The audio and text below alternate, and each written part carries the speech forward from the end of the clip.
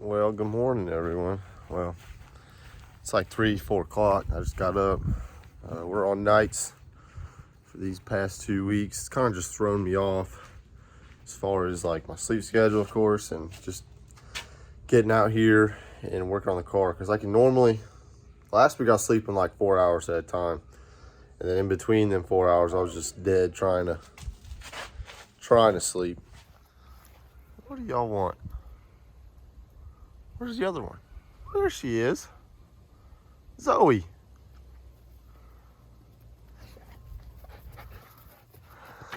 Whoa. Well, a lot's been happening since the last video.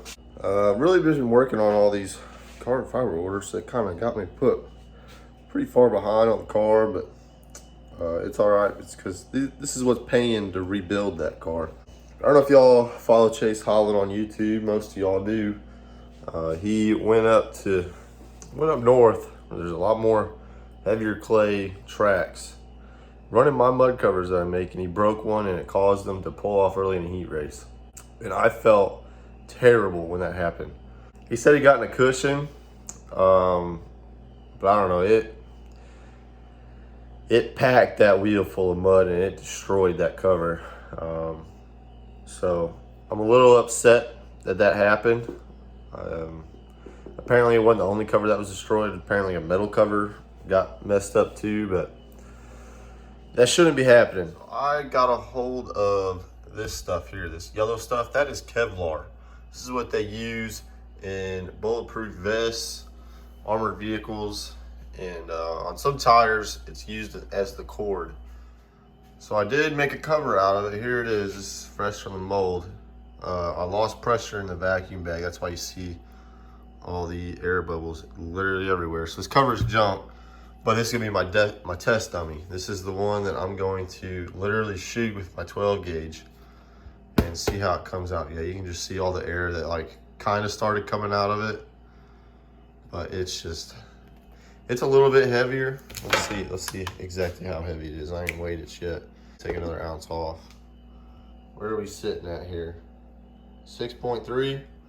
I could probably get it down to, I'd say 575. And so this is actually a second one that I made. This is a carburetor top plate. This one also kind of had the same issue. Set the vacuum bag on both of them. I went inside, I went to sleep. And then when I came back from work, they leaked down. So this one's not the best. You can see an air bubble there. And on the edges, it's kind of messed up. But this is, I think, my second one that I've made. The reason why I'm making these is to help lower your intake temp. So, you know, everyone runs the metal base plate and top plates. Well, those heat up and cause the air going through it to heat up too. So, hopefully this carbon fiber will help lower the temperature of that a little bit. Anyways, there's a lot's been going on, as y'all can see. So we got the motor in, front suspension all done, got the new shock on. Started working on the front suspension yesterday. Seats in, the new dash is in, and I got power. Rear end is in. We're working on setup, like I said. I ain't moved nothing. I got to put this in still.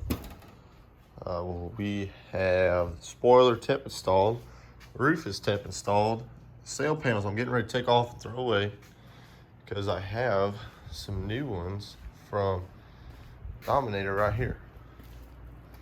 So these are, I think, either 60 or 80 thousandths aluminum that's been water cut and powder coated.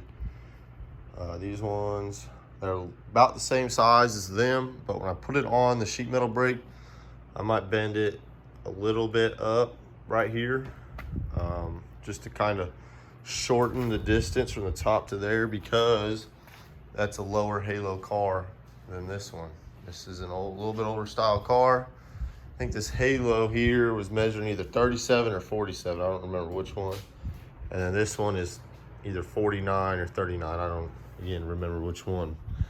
But, so to compensate for that, because when you're mounting your roof, these things are gonna bow like stupid crazy and it looks dumb. That's why I'm gonna shorten it up here to help kind of take some of the bowage out of both of these. It ain't too bad on this one, it's really bad on that one over there.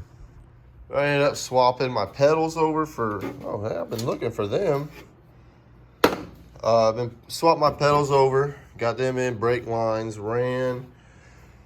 Started working on cleaning up some wires and whatnot. We're gonna make it look better, but I just wanna make sure it runs before I start shortening stuff and cleaning stuff up.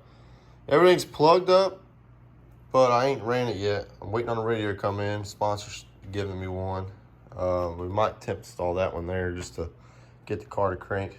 Carburetor's on, I rebuilt it. I cleaned it out pretty good. That new starter I got on there, I need to make a jumper for it. I can't get it turned over. There's supposed to be a little plate to connect from like right there to this little tab. Well, I don't have that. So I'm just gonna make a wire with a wire lead and screw it on. The headers, I cleaned up, painted them black. They're just the bays. I still need to get this mount on it.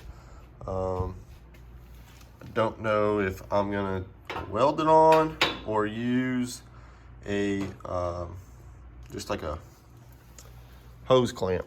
That's what the word I'm looking for. If I use a hose clamp just through there, that way I can take it off and reuse these, unlike the last ones where they were welded on. So we're running through this setup on the front end, running into some issues, getting the amount of caster that I need. So I got to swap some pills around, swap some washers around. I'm fighting to get some bump out of the car. I got quite a bit of bump, so something ain't right. Talking to Barry Wright, his reference points are not very clear on where you're setting your bump. So I'm waiting for him to respond. I sent him an email. He says set it. Let me show you. On the setup sheet, it ain't very clear. He gives you a measurement where to mount these on, if it focus, mount these on them ears right there. It says X measurement from rack eye to the AN washer. Well, which end of the rack eye? The top down, bottom down? Like, are you talking about the very bottom of it? I don't know. So I've been moving it around little bit by little bit and using these Hammond setup plates that Mr. Strickland let me borrow to check it. But that's something we're learning about right there. But anyways, that's about it. Rear end, everything that came off of that car, settings, lengths, positions, everything on that rear end is spot on. I haven't had any issues. But once I start getting this front end done, then I'm really gonna put it back in a dynamic state and start looking at stuff on the rear end, tracking axle lead, seeing how much it moves, how much it toes out, that kind of thing. So thank you to Mr. Strickland for letting me borrow them, but I think he cost me about $500 because I got to get some of these plates. I don't know how I was doing this stuff before. It is so much easier doing all of this with those plates. And it's pretty cool because then you can see how the car is actually reacting to movements and how the chassis moves in relation to the front wheels. It's very, very interesting. All right, so I just wrapped up the right side. These Hammond plates are scratching the floor pretty good, but finally got all the bump steer out of this. Got my caster and camber right.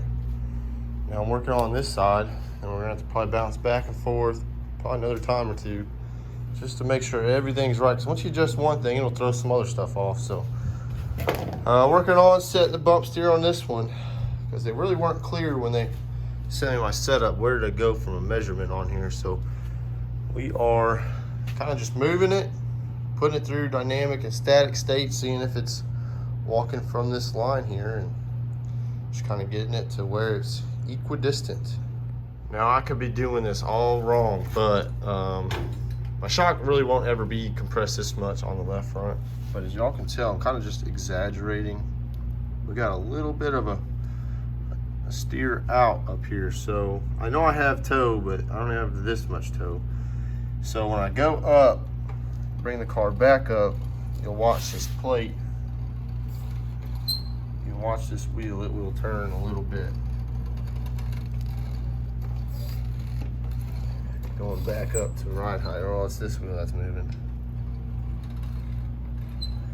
You can see it move just a little bit. See, that's all it is. So I'm going to adjust this on the rack some more, see if we can get it to just not move at all, and that'd be perfect. All right, so I got it. We're back at ride height here. Let's watch this line. I'm gonna go down a couple inches and we'll see.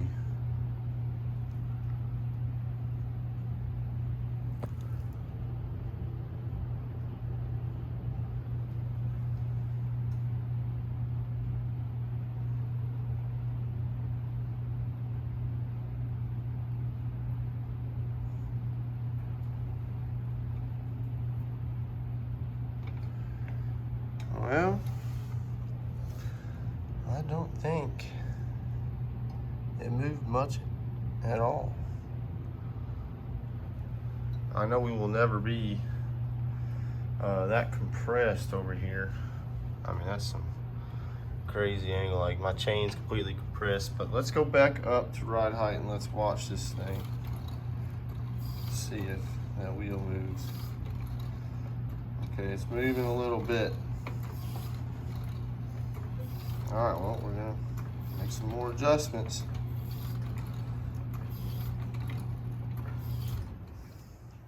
All right, so I mean, I'm looking at some diagrams, learning about this whole bump steer. So it's pretty much, we're trying to find this point where this lower control arm, take that line, draw a straight line out that way, take this upper A-arm angle, draw a straight line out that way, and wherever they intersect is where you're trying to line this tie rod up to. So when that straight line goes out, it all intersects within the same circle. So, you know, you have kingpin, inclination, of course with your camber, how it affects it, and camber gain throughout travel. So I think, from my understanding, there's like a circle you're trying to get it in, because I think it's pretty much impossible to get 100% bump out of your car.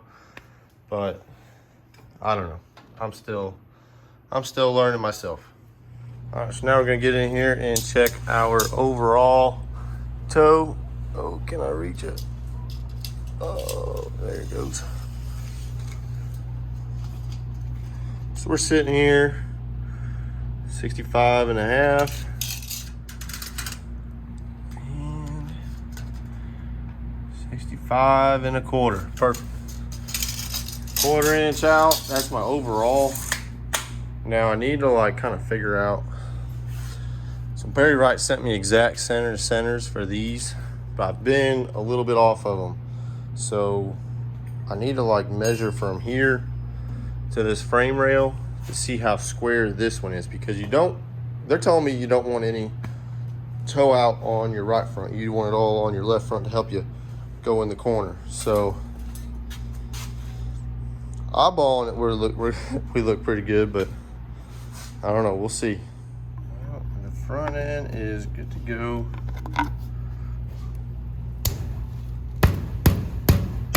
There it goes. Good. Now I can put it up on jack stands, get these plates off of it. And then I'm gonna put some tires on it. Well, let me think, because I could just set all my nose panels on, set the old hood on, clear all the tools and crap off, put all these body panels on it, throw it on some scales, and kind of just see where we're at as far as my percentages wise. But I don't know, because I got to give these back soon. I'm borrowing these and the scales for right now, so I don't know. Let's get it up on some jack stands and we'll go from there. Saw this on a video once. So you jack car up on this frame rail, you lower it, you just set it on the other side, you can jack car up over there. Especially with the tire that we have, I ain't gonna be able to wheel this thing all the way around and not have enough room to jack it up. We're short stroking it, you know what I mean? We only got short strokes around here.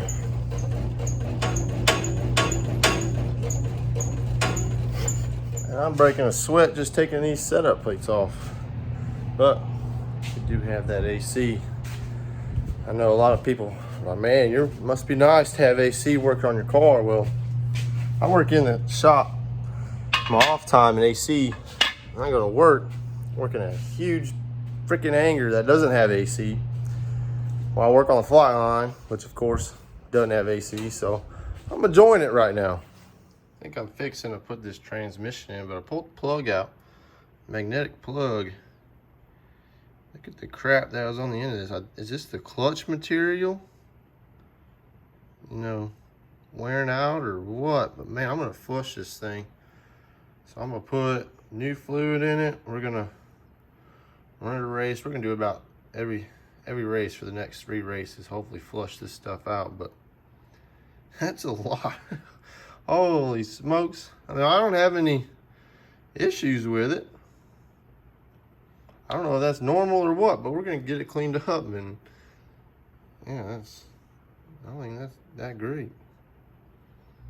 All right, not sure how great this is gonna turn out, but we're gonna throw this transmission up in there and get it installed.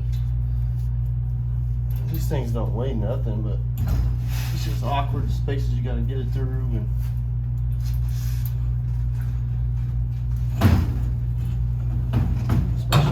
by yourself.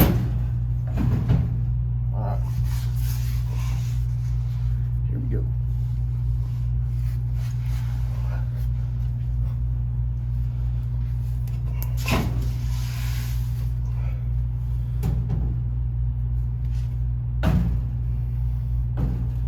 Hold on a second.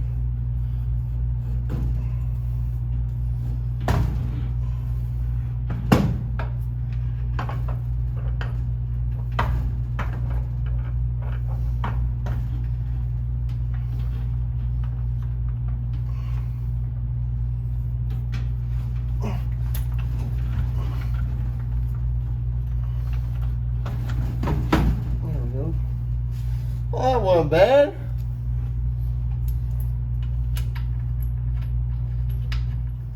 Not sure how great of a view that is, but I'm fixing to put this drive shaft back in.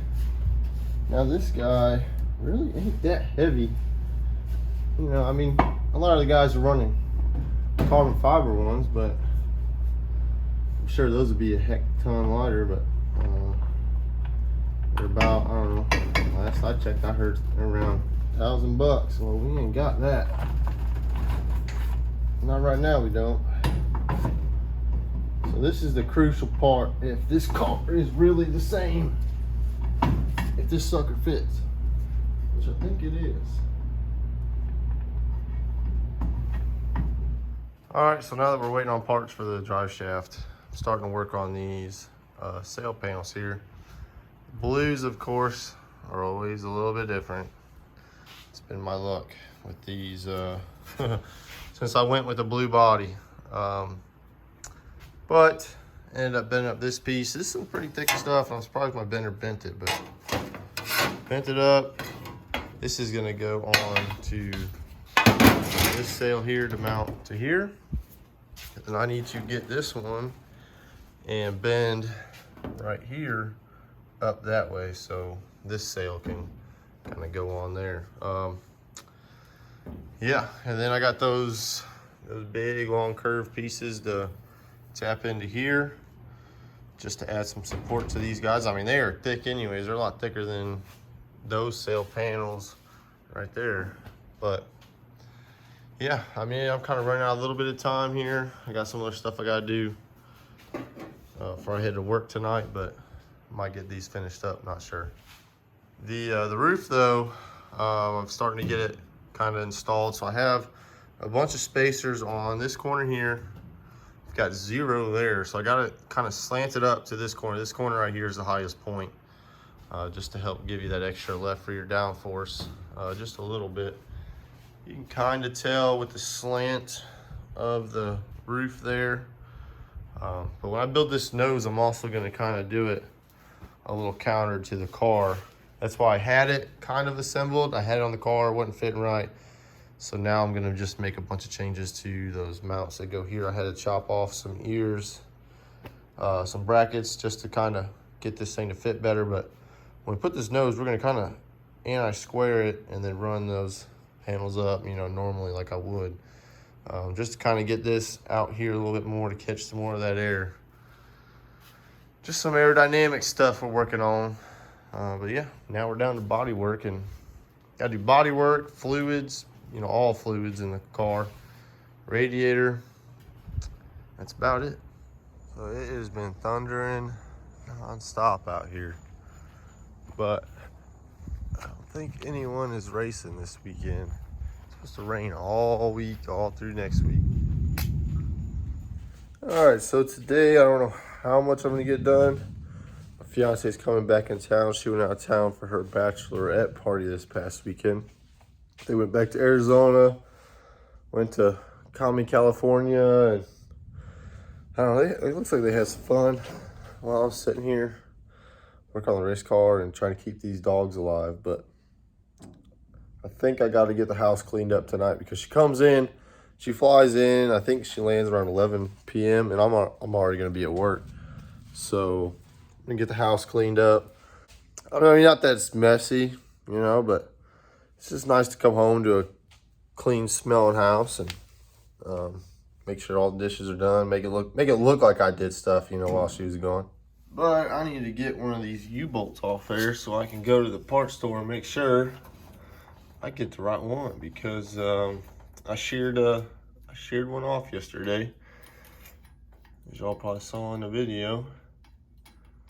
So we're gonna get that guy off. Screw you, screw you.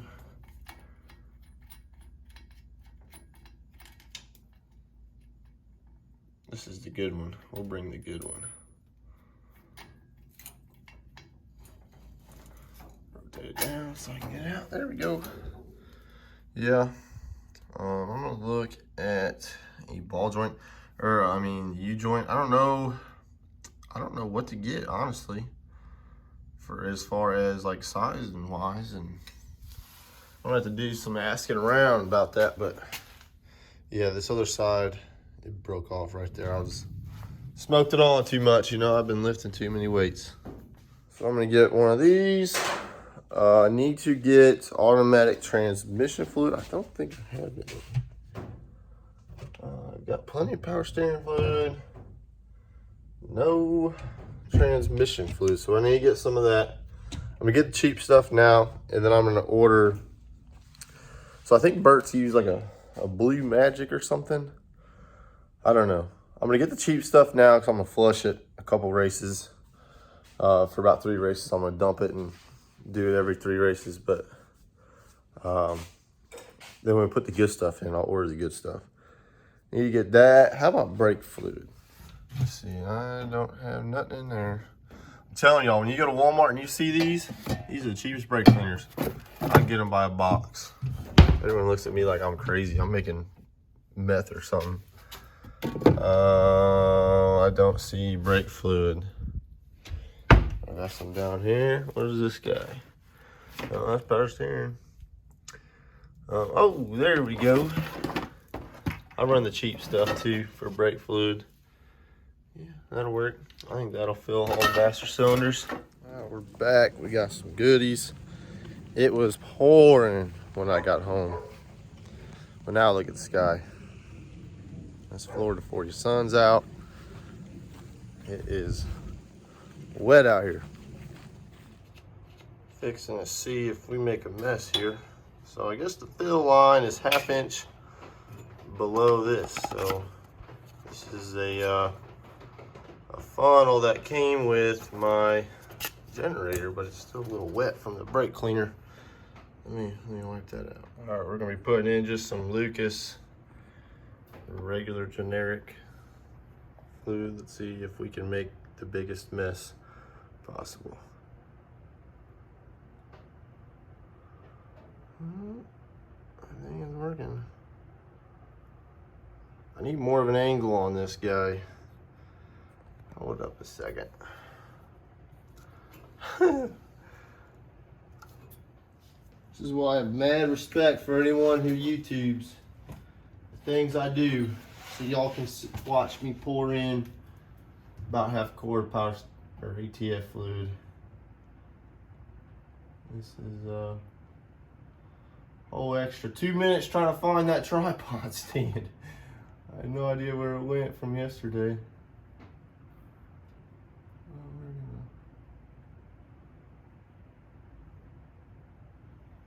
put in half this quart and check it and see where we're at. I think it takes 3/4 of a quart if my reading was right. Don't want to overfill it because I don't know where I can drain it out at. Besides taking it off and rotating and pouring some out. Alright, so we got a little long ways to go.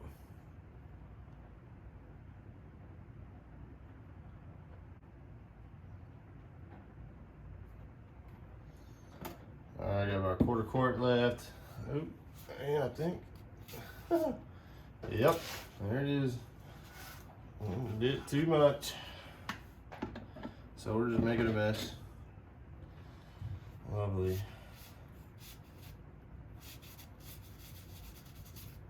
Well, I just need a soaker pad probably under there.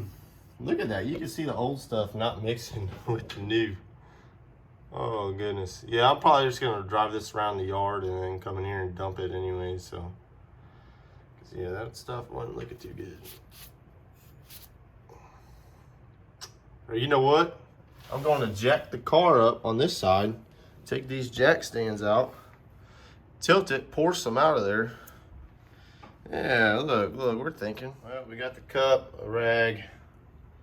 We're gonna jack it up for the other side, remove these jack stands, and hopefully tip the car a little bit so I don't have to pull that transmission and that drive line out again.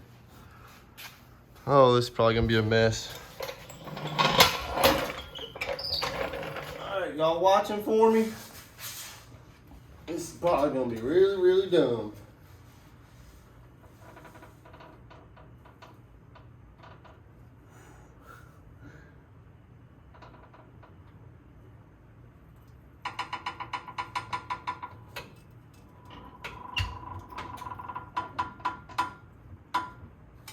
Nothing yet.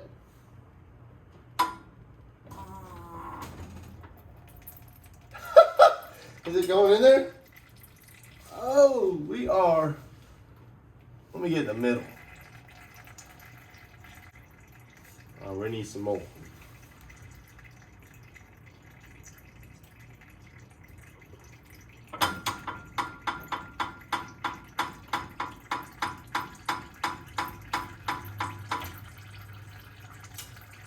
Look at that. Alright, so we're gonna put this plug back in and we're done. Transmission's in. I did the driveline U-bolts. This plug's pretty stripped out. I'm gonna order another one, but that's what we got for now. Oh, it ain't a 1/2 inch. What do I do with? Oh, this is fun. Here it is. Look, I know what I'm doing.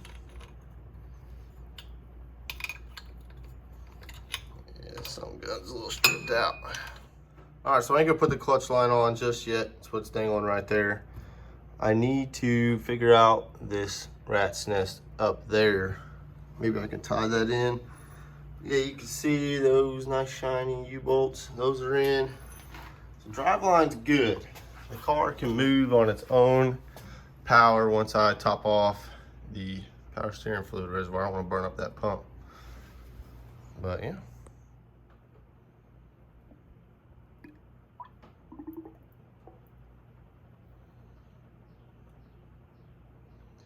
I think for empty it takes about a whole quart. I think it's a 1-quart system. There's just about one there. The lines are completely empty. Let me just rotate this a little bit.